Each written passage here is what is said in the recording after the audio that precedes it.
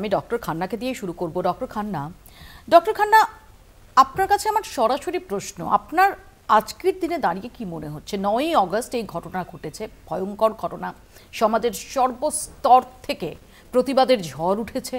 আমরা একাধিক স্বতঃস্ফূর্ত কর্মসূচি দেখেছি, রাত দখলের সেই মধ্যরাত থেকে শুরু করে একাধিক, আবার গতকালের নবান্ন অভিযানও দেখেছি, আজকের বন্ধ দেখেছি, এমনকি মুখ্যমন্ত্রী তিনিও মিছিল করেছেন ফাঁসির দাবি নিয়ে। আমার প্রশ্ন, আপনার আজকের দিনে দাঁড়িয়ে কি মনে হয় যে বিচারের দাবিটা সেটা ফোর ফ্রন্টে থাকছে নাকি আসলে ব্যাকসিটে চলে যাচ্ছে?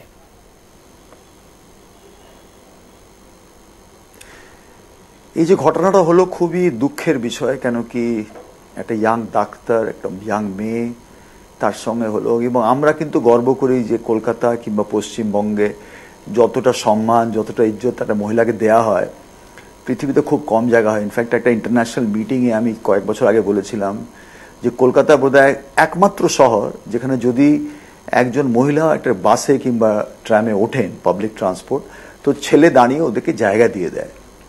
ইটস ভেরি আনফর্চুনেট, এটা আরও লম্বা হয়ে গেছে, খুবই খারাপ।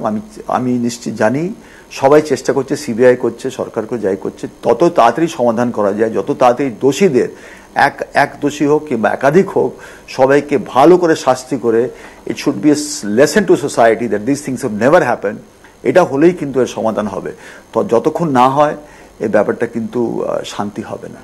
কি মনে হচ্ছে যে সবকিছু রাইট ট্র্যাকে আছে নাকি কোথাও বিষয়টা ডিভিয়েট করে যাচ্ছে?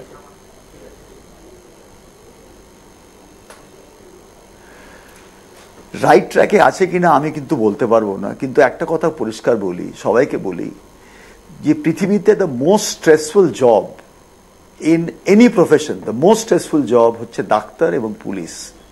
এবং এই দুটো প্রফেশনই আছে যেখানে যখন সবাই আনন্দ করে, সবাই ফুর্তি করে, সে দুর্গাপূজা হোক, কালী পূজা হোক, ক্রিসমাস হোক, নিউ ইয়ার হোক, তখন কিন্তু এই দুটো প্রফেশন কাজে ব্যস্ত থাকে এবং ওদের ডিউটি ম্যাক্সিমাম থাকে।